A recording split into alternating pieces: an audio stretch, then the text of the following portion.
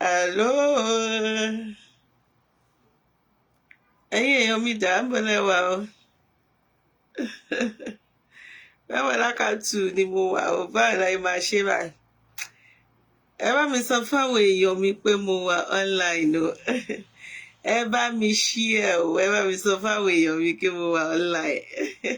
Ó tọ́jọ́ mẹ́ta lórí ìkànnì yìí. Mo mọ̀ ṣe live lórí ibi nìkan tí mo ti rí táwọn kan sọ wípé what do they call it? Mo ní táwọn kan sọ wípé it's a fake page, pé bóyá fake page ni, pé bóyá fake account ni, pé Mẹ́wàá Lákàkọ́ lónìí, pé Mẹ́wàá for some time mi ò lè access ẹ̀, but a dúpẹ́ lọ́wọ́ Ọlọ́run ẹni tó bá wa open rẹ̀ jẹ́yàn kan tí a máa dúpẹ́ lọ́wọ́ ẹ̀, ó jẹ́ ká ní access sí, so a dúpẹ́ lọ́wọ́ Ọlọ́run. Ẹ̀yin dàgan náà ọ̀rọ̀ ta lọ́lọ́ ni mo fẹ́ sọ. Ẹ jọ̀ọ́ bọ̀dá kan sóyìnbó kan sí abẹ́ comment section sí, ó ní you are gradually losing your relevance to I don't know about all that. King Ọba Ṣọlá ẹni Ọlọ́run fẹ́ káàbọ̀. Amirudeen Talukdiyar mi mọ̀ pé Àríkẹ́wúyà Saheed ẹ̀kọ́ ẹjọ́ mẹ́ta o. Àríkẹ́wúyà ṣe wà pa. Amirudeen Talukdiyar ẹ̀ka. Wọ́n ní you are losing your relevance. I don't know about Adéwálé Adéṣínà wọ́n ní present ma. Ẹ bá mi sọ fáwọn èèyàn pa tí ń lo Mẹ́wàá Lákàtú wà padà. Ẹ jẹ́ ká máa lo eléyìí for now tí a fi máa sort out wàhálà tó wà lórí the other Mẹ́wàá Lákàtú. Aleykum salam wa rahmatullahi wa barakatuh. KB dot mo kí yín. Falila Títílayọ̀ Ògúnlànà ẹ káàbọ̀. Mojísọ́lá Bádùsì ẹ káàbọ̀. Afọlábí Ọlárẹ̀wájú Yáyà ẹ káàbọ̀. Mágàjí Ọláìyá mo kí yín ẹ káàbọ̀. This is going to be a very quick one. Mo sọ̀rọ̀ nípa bail condition Tani Olohun. Abdulgani side ọ̀rẹ́ mi àti yín Abdulgani side ó dàbí MTN wherever you go. Ẹ ṣé ẹ kú ìfẹ́ ojú òní tì yín.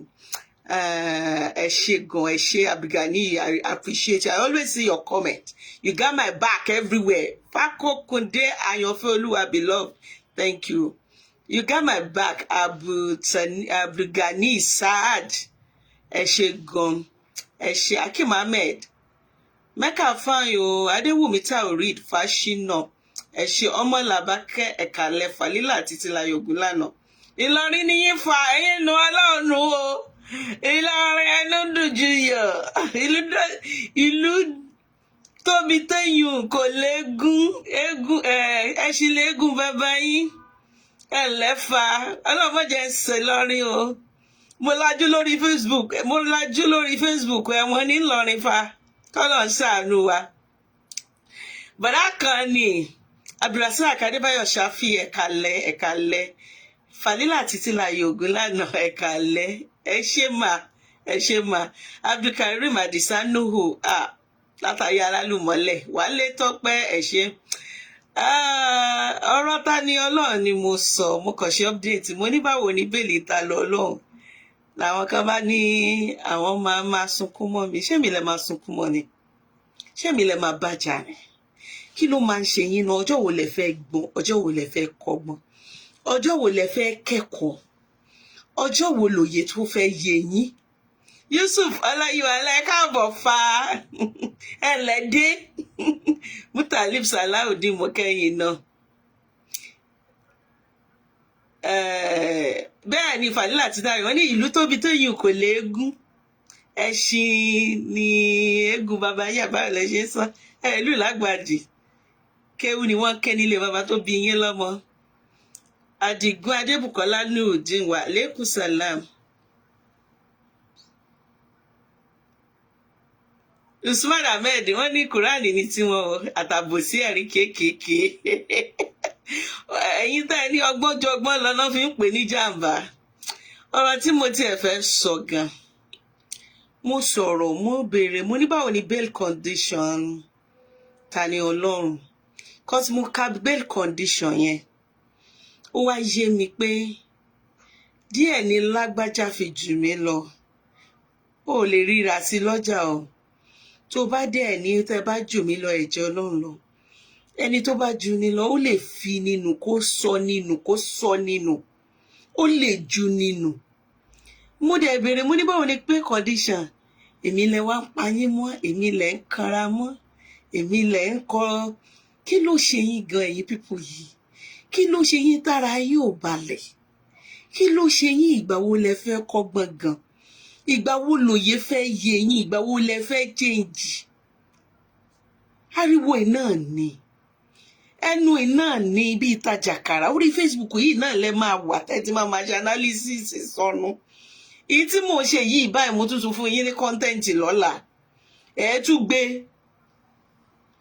ẹ̀ tún bẹ̀rẹ̀ mẹ́wàá láka borí máa bọ̀ wá mẹ́wàá láka ọlọ́kọ mẹ́ta mẹ́wàá láka kẹ́lẹ́kọ̀ọ́ kéré kan láti 2020 tẹ́ ẹ ti ń sọ láti gbàyè Sunday Igboho ojú kan náà lẹ wà bí ọkọ̀ bí ìjì ọkọ̀ bẹ́dífọ́ọ̀dù kò ká kò là náà ni kò sí yàtọ̀ náà ni èmi rò pé wọ́n ní béèyàn bá ṣe ń dàgbà sí lọ́gbọ́n orí ẹ̀ lẹ́kan sí ni a dẹ̀ kìlọ̀ fáwọn bẹ́ẹ̀ ni Wálé Tọ́pẹ́ wọ́n fi ìkanra ìtàmájé a kìlọ̀ fún yín títí ń bí yìí bẹ́ẹ̀ máa ṣe handle ọ̀rọ̀ Sunday Adéyẹmọ náà lẹ́ máa ṣe ti Tani Olohun yìí ẹ má mà tún kó bá ọmọdé yìí ẹnu lẹ fi bá ti Saoty Igboho jẹ́ tó fi di fugitive ẹ tún ti bẹ̀rẹ̀ irọ́ ni ẹ tún ti gbé episode 1 episode 2 mẹ́wàá lákàì náà ni èyí tí mò ń sọ ìbá náà ẹ tún gbé lọ́la mẹ́wàá lákàì náà ni ẹ wá wo bí tẹ́ ẹ sin ọmọ yẹn dé tẹ́ ẹ bá ń gbọ́ ibi tẹ́ ẹ sìn mí dé mẹ́mọ̀ pé mo lè débẹ̀ o ẹ̀yin gan ni níbi tẹ́ ẹ sin ọmọ ọlọ́mọdé àwọn èèyàn tó lọ́pọlọ àwọn abiyamọ gidi àwọn abiyamọ alálùbáríkà wọ́n ń bá yín bẹ̀bẹ̀ ibi lẹ fi sú wọn àwọn èèyàn tó mọbi tó rọ̀ ń rè àwọn Gbádégẹṣin Àkànní ẹ̀kalẹ́ àwọn èèyàn tó mọbi tó rọ̀ ń rè àwọn tó mọ̀ wípé ọ̀rọ̀ kéèsì defamation of character kì í ṣe kéèsì kan tí èèyàn lè máa fi sọ wípé mi ò ní gbà yàtọ̀ sí defamation of character there is something we call cyber stalking ẹ mọ nǹkan kan ẹ kàn pariwo ní balabalabalabalabalabala ẹni tá ẹ dẹ̀ ń ṣì lọ́nà kò mọ̀ wípé ṣe lẹ̀ ń fi òun ṣe monetization ẹ kọ́kọ́ lọ gbà wọn lọ́ọ̀yà tó jẹ́ wípé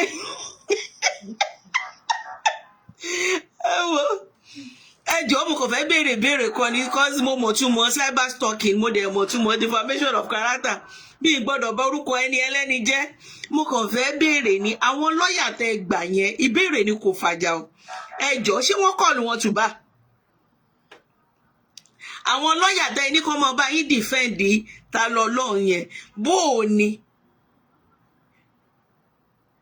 ṣe ẹ wádìí wọn ìbéèrè ni o mi sọ wípé wọn kọ́ ni wọ́n tù bá mi sọ wípé wọn kọ́ ni wọ́n tù bá o mo kàn fẹ́ béèrè ni ṣé wọ́n ti dìfẹ́ǹdì kéèsì rí ṣá experience wo ni wọ́n ní lẹ́nu iṣẹ́ yìí tí wọ́n kọ́kọ́ lọ àtàkì àsìkò tó yẹ kó fáìlì fún bail application ni wọ́n kọ́kọ́ lọ fi ìsọ̀tì kọ́ọ̀tì tó ń pè ní kangaroo kọ́ọ̀tì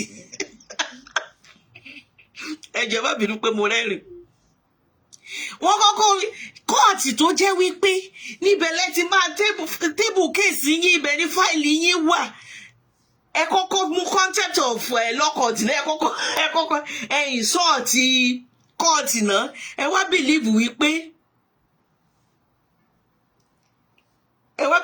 ẹ̀rọ ojú rere adájọ́ ẹ kọ́kọ́ bà kéèsì jẹ́ ẹ kọ́kọ́ fi ìyà jẹ ọmọ yẹn bail application tó yẹ ká ẹ kọ́kọ́ fáìlì fún ẹ ṣe yẹn ọ̀rọ̀ kangaroo court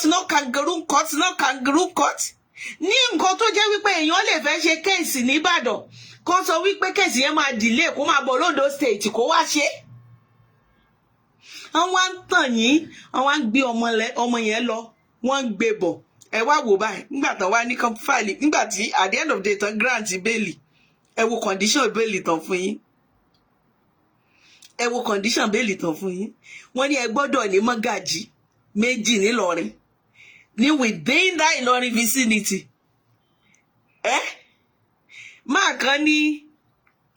kan ní bí ìgbà tán bá tú ẹran tí wọn ò jókun ẹ̀ lẹ̀ ni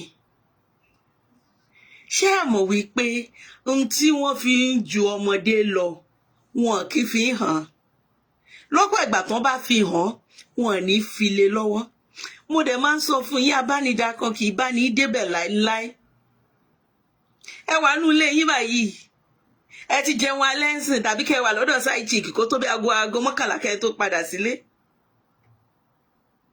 ẹ mú fóònù yín bá yẹra dátà sí Tani Olohun bí tó wà kò tiẹ̀ mọ̀ bóyá nǹkan kan lọ kò mọ̀ bóyá epo wọn kò mọ̀ bóyá subsidy wà removed kò tiẹ̀ mọ̀ bóyá dátà ti di kinní kan kò mọ̀ bóyá ooru mú kò mọ̀ bóyá òtútù mú ẹ wá ń tọmọ ọlọ́mọ ẹni ó ti di hero ọlọ́mọ bàjẹ́ bákàtó àwọn tó máa ba yé mi jẹ́ àwọn tó máa rán mi níṣẹ́ dé tòrùtòrù iṣẹ́ tí wọ́n lè rán ọmọ wọn ọlọ́mọ bàjẹ́ ń bá wọn tò pọ̀ o ẹ ló ti di hero kíní kan dẹ̀ níṣẹ́ rí ẹ̀yin gúrùpù burúkú yìí tẹ́ máa ń ṣe rádaràdá lórí cyberspace yìí tẹ́ máa ń ṣe rádaràdá ẹni tẹ́ ẹ bá ti pè ní hero ẹ ti bà tiẹ̀ jẹ́ bẹ́ẹ̀ ṣe pé Sunday Adéyẹmọ ní hero náà nìyẹn Ìgbòho is now an hero òun lẹ ti sọ di citizen Kotonu bẹ́ẹ̀ Nàìjíríà ò tiẹ̀ rí tiẹ̀ rò Nàìjíríà ò tiẹ̀ mọ̀ bóyá ó mí ẹ sọ di permanent resident permanent citizen á ti gbọ́ French bí ìyá rẹ̀ kú kò lè wálé le comprio le professeur ló máa sọ báyìí ó máa gbọ́ Faransé ju àwọn tó wà bẹ́ẹ̀ lọ ẹ̀yin dẹ̀ wà nídìí keyboard ẹ̀ ń tẹ bọ́tì ọjọ́ tó bá tutù wò yín o tẹ́ bá wò wípé kò sí tráfíkì lórí péjì yín mọ́ ẹ̀ tún bẹ̀rẹ̀ igbó òòṣà ẹ̀kẹ́rẹ́ kan owó bàbá dámì ẹ̀yin aláwà bíi ké nǹkan tó kàn máa ń dùn mí ni pé àwọn kan náà dẹ̀ tún máa wò yín wọ́n máa jẹ́ kí ọ̀rọ̀ yín wọ́n máa jẹ́ kó tún máa ní impact wọ́n máa jẹ́ kí ọ̀rọ̀ yín ní mínì létí àwọn ẹ ṣe kínní ẹ mú ẹnì kínní ẹ bà tiẹ̀ jẹ́ ẹ mú ẹnì kejì ẹ bà tiẹ̀ jẹ́ ẹ tún mú ẹnì kẹta ẹ̀sìn dómi oko ẹnu iná níbi ìtajàká ẹlẹ́ẹ̀tì sọ di hero ṣẹ́yìn gbàdúrà kan mọ yín kó di hero inú ẹ̀wọ̀n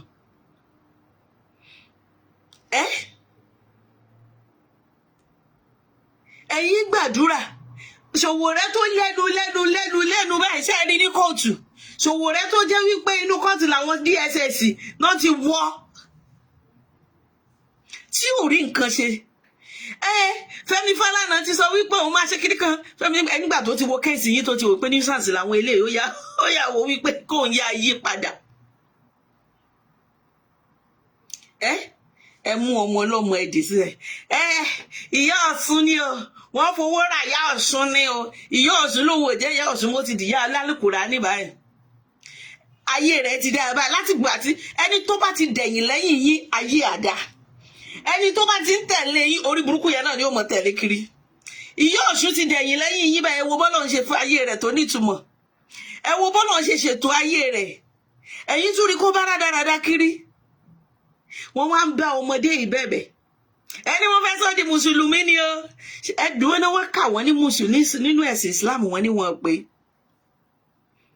wọ́n ní tí ò bá kírun àwọn èèyàn ti kí Magrib ní apá ibì kan àwọn kan ti kí ìṣáì àwọn kan dẹ̀ ń kí lọ́wọ́lọ́wọ́ àwọn kan ò dẹ̀ ní pẹ́ kí pé Tani Olohun wà nínú ẹ̀wọ̀n kò dín ẹ̀sìn Islam lọ́wọ́ wọ́n fẹ́ sọ di kíní kan ṣé òun ni wọ́n dúró dè ní tọ́lọ́hun fi tẹ́wọ́ gba Islam àbó ni wọ́n ń dúró dè tí wọ́n ṣe torí pé nígbà tí Tani Olohun bá gba Islam yẹn náà ṣẹ̀ṣẹ̀ máa recognize Islam worldwide kí ló dé náà tẹ̀ kí n rú ṣé common sense náà tó bá tiẹ̀ ní kò common náà ìyá tiẹ̀ ìwọ̀nba eléyìí tó scarce náà ìyá tiẹ̀ lò ó ẹ bá yí ọmọ ọlọ́mọ jẹ́nsìn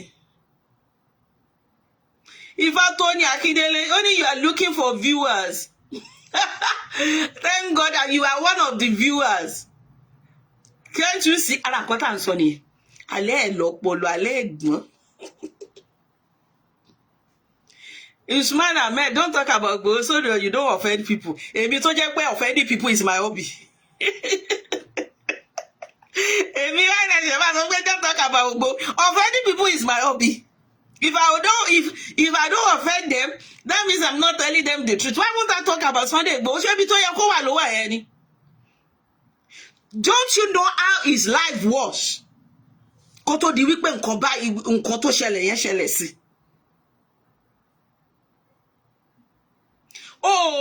Mọ bí ẹni ẹlẹ́ni ṣe ń ṣe ilé ayé ẹ̀ bó ṣe ń gbádùn tó ṣe wà pẹ̀lú ìyá ẹ̀ tó wà pẹ̀lú àwọn ọmọ ẹ̀ tí nǹkan ń lọ déédéé fún. Kó tó di wípé àwọn aṣini lọ́nà àwọn tí wọn kì í bá tò yìí kán tó tì pa. Ẹni kan má sọ̀rọ̀ ń pẹ̀. Ká má bá wọn sòótọ́. Mélòó nínú wọn ló ti dáwọ́ gbogbo owó tó gbà ń gbà yẹn? Mélòó nínú wọn ló ti ẹ̀kọ́ tán lọ kí níbẹ̀? Tán níbà. Ká má tiẹ̀ rí yẹn ká ní wọn ní access sí. Mélòó nínú wọn? Bọ̀bọ́ yìí nìkan la rí níbẹ̀. Saheed Ire nìkan la rí tó àtẹ́ẹ̀dì bẹ́rí àmàmà Sunday Igboho. Ẹni ká máa ifá tó ní jẹ́ ń blọ́ọ̀kì ọ̀dẹ̀ yìí. Irú ẹ̀kọ́ là ń wá.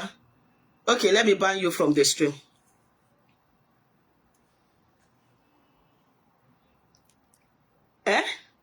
Mélòó nínú yín lẹ́tí ẹ̀ gbà Ìgbòho sínú ilé ẹ̀ dáwọ́ ẹ̀ tí ẹ̀ lọ́ọ́ bá ṣòkú yẹ ẹ̀ bá ṣe 41 days. Àbí bọ́n ṣe báwo làwọn àfáà Yorùbá ṣe ń ṣe wọ́n á ṣe 41 days wọ́n á ṣe 80 days àwọn á ṣe 8 days. Mélòó nínú yín lẹ lọ represent orí Facebook yìí náà ni? À ń sọ fún yín wípé ẹni tẹ́ bá ti ń kọ máa jó lọ mò ń wẹ̀yìn fún ẹ tẹ́niyẹn ò bá ti jẹ́ kórí òun pé orí ẹ̀ ò lè pé mọ́. Òun rèé bọ̀bọ́ yìí wà ní prison sìn bail condition bí ẹni pé wọn ò fún ní bail condition ni. Àwọn èèyàn ń ba bẹ̀bẹ̀ àwọn èèyàn tí ò tiẹ̀ dá sọ́rọ̀ ẹ̀sìn tá bá tiẹ̀ ní mùsùlùmí ni wá pa àborí ààbò wà torí ìwà ò ṣe é bò èéfín níwà tẹ́lẹ̀ kò ṣe é bò. So a lè bò wa mọ́lẹ̀ aborí. Àwọn tí ò borí àwọn tí ò ṣẹ̀sìn Islam wọ́n ń ba bẹ̀bẹ̀ tó ti mọ bí tọ́rọ̀ ọ̀rọ̀ ṣe bẹ́ẹ̀ fi bí sún wọn ni ṣe bẹ́ẹ̀ bú wọn ni tó di wípé wọ́n yọwọ́ wọn yẹsẹ̀ wọn láwọn ò ń dá sí mọ́ tó ń wò yín sí yàrá yín. Tẹ́ ẹ mú péèjì ẹ̀ tẹ́ ẹ bẹ̀rẹ̀ ìgbà yẹn lẹ bẹ̀rẹ̀ sí ní sọ ìsọkúsọ. Wọ́n dẹ̀ ń sọ fún yín gbà yẹn pé ìtẹ́ ń ṣe yìí á lẹ́yìn ọmọ ilẹ̀ fi ń kó bá ẹni ló tata fọ yanyan. Ọ̀pọ̀lọpọ̀ yín gbogbo yín tẹ́ ẹ dẹ̀ sọ̀rọ̀ lórí Facebook kò sélè tá a rí ní kóòtù kí àwọn tó wá sí kóòtù gan tó wá ṣó ojú wọn ń ṣe blogger lórí Facebook wọn ń ṣe anything lórí Facebook. Ṣé ẹ máa kóra yín Johnson ṣé ẹ máa face reality báyìí tẹ́ ẹ ṣe máa ran ọmọdé lọ́wọ́ tẹ́ ẹ ní sọ̀sọ́kùsọmọ́ lórí Facebook tọ́mọ yìí fi máa jáde tó fi máa padà lọ sínú ilé mi mọ̀ bóyá ó ti márì ò bóyá kò ì márì bóyá ó níyàwó bó lọ́mọ torí mi ti ẹ̀ gbọ́ kíyàwó ẹ̀ jáde tó bá níyàwó yẹ kíyàwó ẹ̀ ti jáde kó lóun ò rọ́kọ òun àmọ́ bóyá ó lọ́mọ bọ̀ mo ṣàmọ̀ pé ó níyà. Báwo lẹ ṣe máa ràn lọ́wọ́ tẹ́ ẹ̀ tún fi ní chase cloud títí tó jẹ́ wípé kì í ṣe monetization orí péjì nìkan náà lẹ́mọ̀ máa fi bọ̀bọ́ ìgbà lójoojúmọ́. Ìbéèrè ni kò fàyà ṣùgbọ́n ẹ lọ́pọlọ èyí tá a sọ èyí tó yẹ kẹ́ ẹ dìmú ẹ ní ìdìmú. Ẹ máa ń ṣe episode gbogbo yín báyẹn ti rí ṣòṣe lọ́la ṣe mọ̀ kókò sí content tẹ́lẹ̀ ẹ tún mú báyìí ẹ tún bẹ̀rẹ̀ mẹ́wọ̀láká ojú òtí ẹ̀ kì í tì yín ni mẹ́wọ̀láká lẹ́ni mẹ́wọ̀láká lánàá mẹ́wọ̀láká lọ́la kí ló dé?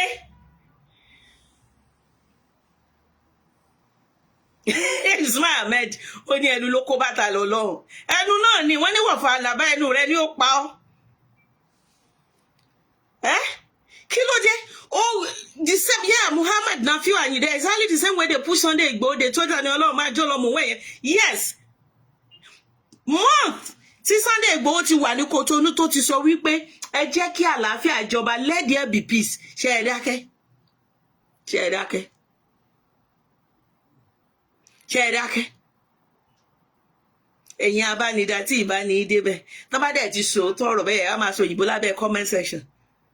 You are losing your relevance. Are you of any ṣé ẹ̀yin gan tẹ̀ ní relevance ṣe báwa tẹ̀ ní relevance kan tẹ́lẹ̀ tá a fẹ́ mọ lùsì ẹ̀yin tẹ́ ẹ̀ tiẹ̀ ní kankan táyé ò tiẹ̀ mọ̀ bóyá ẹ̀ ń bíríìdì táyé ò tiẹ̀ mọ̀ bákabáka yín ẹ ṣètò bí bọ́ yìí ṣe máa jáde, ẹ ṣètò tàbí ẹnu iná ẹdúró náà ṣé kò tiẹ̀ wá séèyàn kankan náà, kò séèyàn kan gbòógì nínú àwọn oníṣẹ̀ṣe yín tá a lè pè léèyàn. Afọlábírọ̀ kí bò ó lẹ́bọra kì í ṣe ẹ̀wọ̀n, ẹbọra eléyìí ti wà lásìmọ́lé láti bí oṣù mẹ́ta. Ṣé kò séèyàn gidi kan náà àti èrè èèyàn kan náà tó tiẹ̀ yọrí tá a lè pè léèyàn? Bí n tẹ̀sí ò bá gbè yín ẹgbẹ́lẹ̀ pàlà, ká má rí èèyàn kan gbòógì, èèyàn kan tó tó èèyàn tó ní òun tó láti gba béèlì. Ṣé bẹ́ẹ̀ ṣe pọ̀ tó yẹn náà tẹ́yọ̀ kan? Mi ìbú yín o, mo béèrè ni o pé bẹ́ẹ̀ ṣe pọ̀ tó yẹn náà, bẹ́ẹ̀ ṣe kóra yín jọ náà àárẹ̀ èèyàn kan tó tayọ tá a lè pè ó dé, èèyàn dé, lágbájá ti lóun máa béèlì ẹ̀, lágbájá ti sọ wípé òun tó tán, kò sí náà. Ẹ̀ẹ́dẹ̀ ronú jinlẹ̀, ẹ ronú jinlẹ̀. Ṣé kìíní ìpè yín báyìí?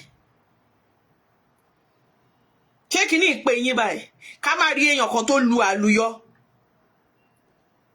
ká má rí èèyàn kan tó rọ́wọ́ tì bàpò, tó nílẹ̀, tó ní sí ọ̀vọ̀, ká má rí èèyàn kan tó ṣoríire, ká má rí èèyàn kan tó máa ní ẹja sí mi lọ́rùn. Ẹ̀dẹ̀ ń ṣẹnu fọ́táfọ́táfọ́táfọ́táfọ́tá. Ṣàgbọ́ òfìfo nìyí ni, mi ò bú yín o níwájú Ọlọ́run àti èèyàn, mo béèrè ni o. Torí bó ṣe wà lénìí lónìí yìí nínú ìsìláàmù pẹ̀lú àwọn tó tiẹ̀ wà lórí Facebook nìkan, tó bá jẹ́ ọmọ mùsùlùmí kan ló wà látìmọ́lé,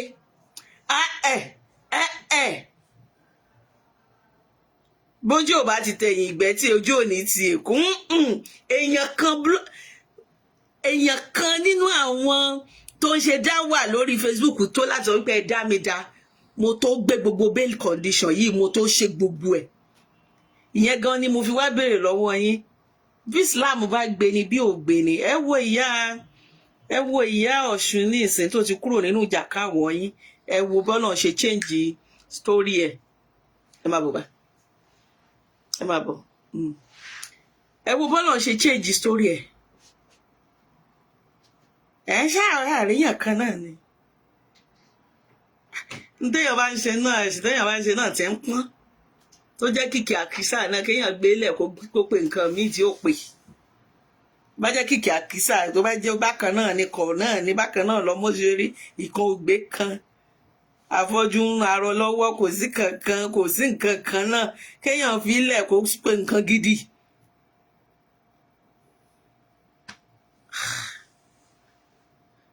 Aṣíwájú Abdulaziz Ọlárẹ̀wájú, the best thing they can do is to find what sure juju to take that guy away from Okekura.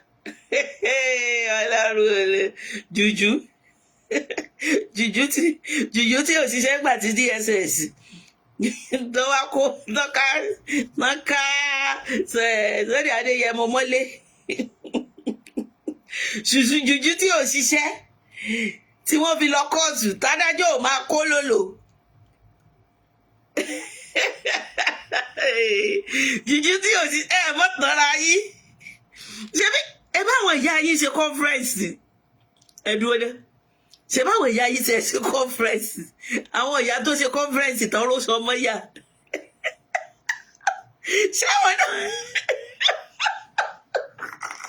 Mo dẹ̀ ti ní mi ní ẹ̀yin lẹ́pàpọ̀ pàmílẹ̀. Àwọn ìyá tó ṣe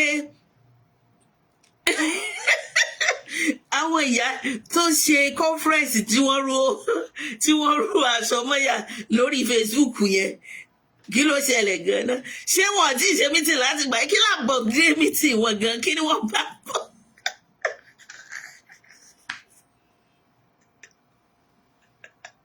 Àwọn ìyá yìí sì ṣe mẹ́kọ̀ọ̀pù, àwọn ìyá yìí kìkì àkísà, wọ́n rògbò aṣọ tí ò balẹ̀. Láì ṣe bísìsì.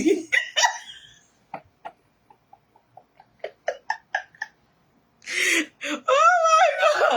mo kàn ní ìbéèrè ni ta ló hun aṣọ òkè àwọn ìyá yín yẹn náà àwọn ìyá yín ta ni aláṣọ òkè ta ló bá àwọn ìyá yín hun aṣọ òkè àwọn ìyá yín tún ní télọ̀ mo fẹ́ mọ télọ̀ àwọn àjẹ́ yẹn mo fẹ́ gbéṣẹ́ fún.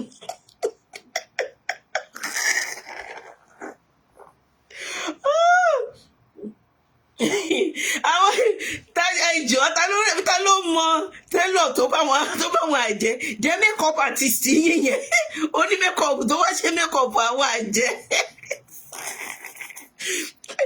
àwọn oní makeup tẹ́ ẹ pè tó wá wé gèlè fáwọn ìyá yín tó ṣe makeup fáwọn ìyá yín ó dàbẹ̀ ni wípé wọ́n gbá bọ́ọ̀lù 360 lórí yín Nollywood ògògó àti Jídé Sọ̀kọ́ kò sọ́kọ́ ó ti yí orí yín. Oh my God. Yorí Nollywood film ti Jídé Kòsọ́kọ́ àti ti Agẹ̀ṣikọ́lé àti ti kí lorúkọ Táíwò àti Tani níwájú Tani àti Tani yẹn ó ti yí brain yìí wọ́n nídìí láti lọ bá yìí fi brain yìí sí factory setting.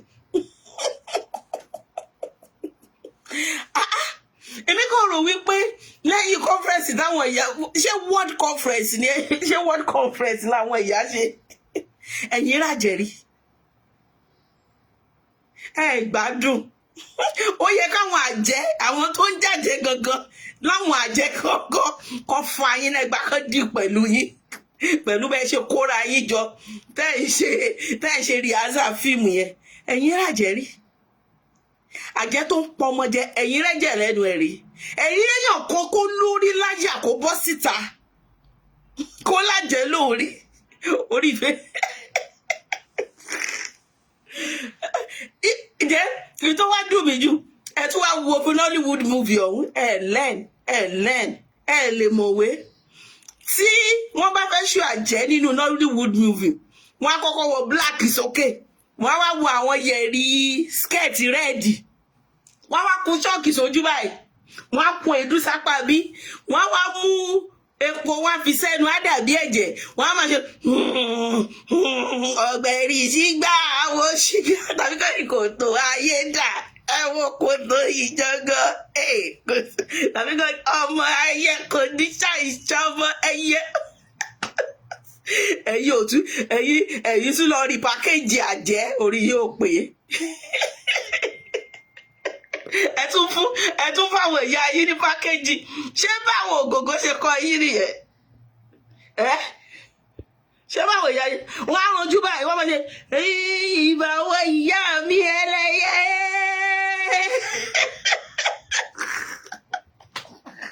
ìyá gbọ́ngàn gan tó ṣàjẹ́lú fíìmù lóun fẹ́ ra mọ́tò ó lóun ò ṣàjẹ́mọ́ ẹ̀yìn ṣóṣì kiri ṣáwọn ìyá yẹn náà àárí nínú àwọn ìyá tó ṣe conference yẹn àárí wọn bí ọmọ kan káàtì ẹ̀rẹ́ ni tó bí ọmọ kan tó yàn tó yanjú tó lè lọ bẹ́ẹ̀lì bọ̀bọ̀ ẹ̀ kẹ tó mọ̀ wípé òṣì àti ẹ̀sìn rádaràda wọ́n ṣọdún ọlọ́jọ́ nífẹ̀ẹ́ sìn ǹjẹ́ wọ́n tiẹ̀ nígbà tí ní gbogbo ibi tán ti ń ṣọdún ọlọ́jọ́ nífẹ̀ẹ́ sìn tó jẹ́ wípé Ifẹ̀ tó jẹ́ wípé headquarter ibi tí gbogbo òòṣà Yorùbá wà Ifẹ̀ tó jẹ́ wípé ọba wọn ni custodian of gbogbo òòṣà ẹ̀rín kan dárúkọ ta lọ lọ́nkán ni wọ́n tiẹ̀ ṣàdúrà fún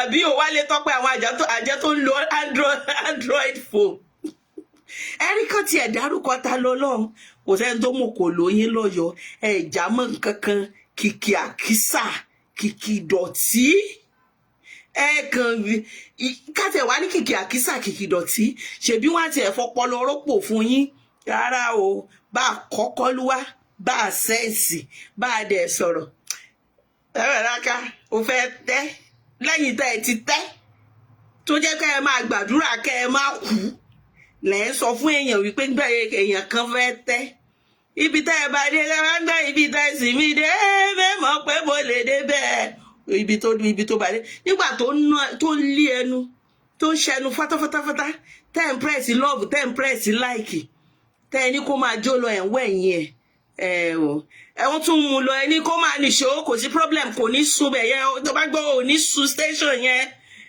ó ti ń sùn láti bí oṣù mẹ́ta tí ò bá ṣọ́ra ibẹ̀ ni ó ti ṣe Christmas tí ó ti ṣe léyà ibi ẹ̀bà dénú ṣé tó bá tiẹ̀ wá dájọ́ ẹ̀ báyìí tán bá dá ẹjọ́ ẹ̀ tán bá sentence ẹ̀ tàbí tán bá fún ní option of fine ẹ̀yin tẹ́ ẹ̀ rówó bẹ́ẹ̀lì yìí ṣé ẹ máa rówó fine san ẹ dá mi lóhùn ẹ dá mi lóhùn ìjọba tó jẹ́ pé ẹ lọ Ìbàdàn kẹ́ lọ owó bọ́lọ́pàá ṣe máa rẹ̀ sí eégún àti ẹ̀kú ẹ̀ wọ́n máa ń sun police station ń bàdàn ẹ̀wọ̀n ẹ rí àkáǹtì oògùn àmúdó ẹ rí àkáǹtì ewé jẹ̀dí àti kínní ẹ̀ ń pera yín lóníṣẹ̀ṣe oníṣẹ̀ṣe lẹ́yìn àbálásìṣe.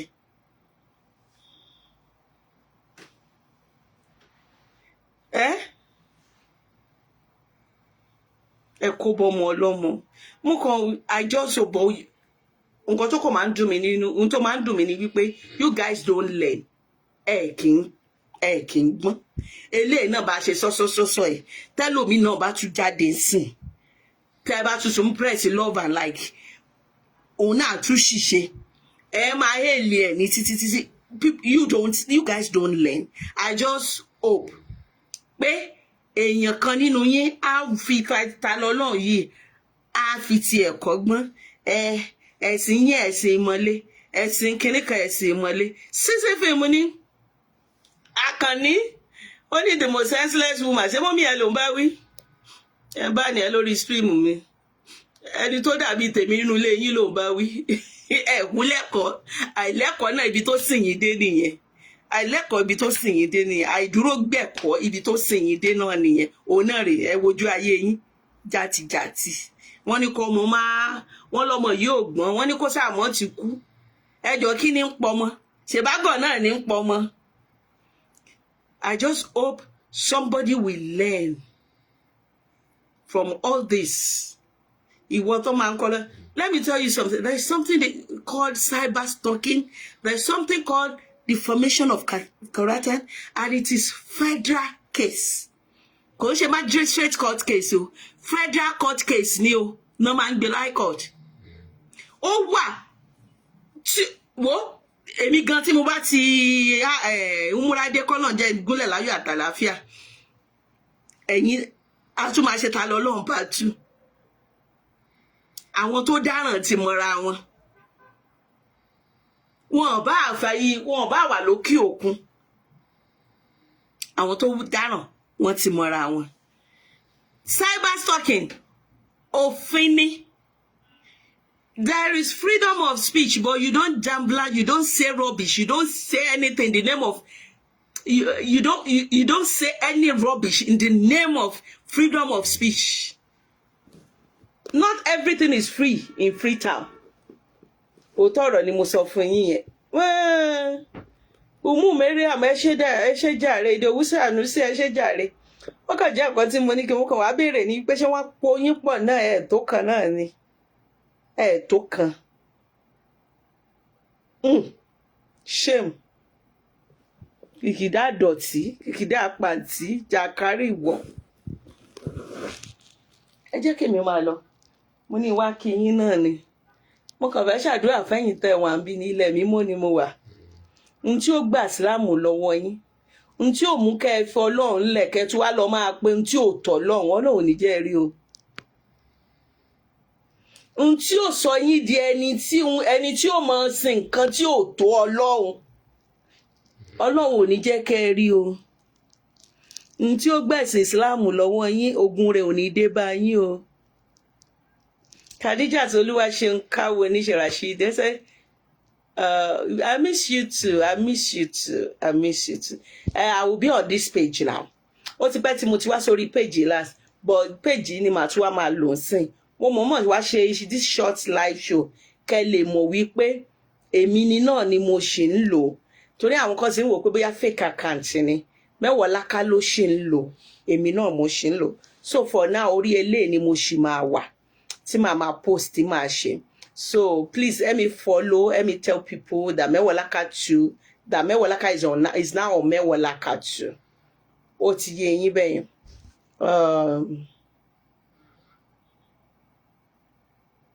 yes hotel room mi ní Maka bọ̀ kò ń ṣe ibi tá ẹ sọ pé ṣé mo wà yẹn ni mo wà so àríra inshallah láìpẹ́ mo kàn ní wá béèrè ni.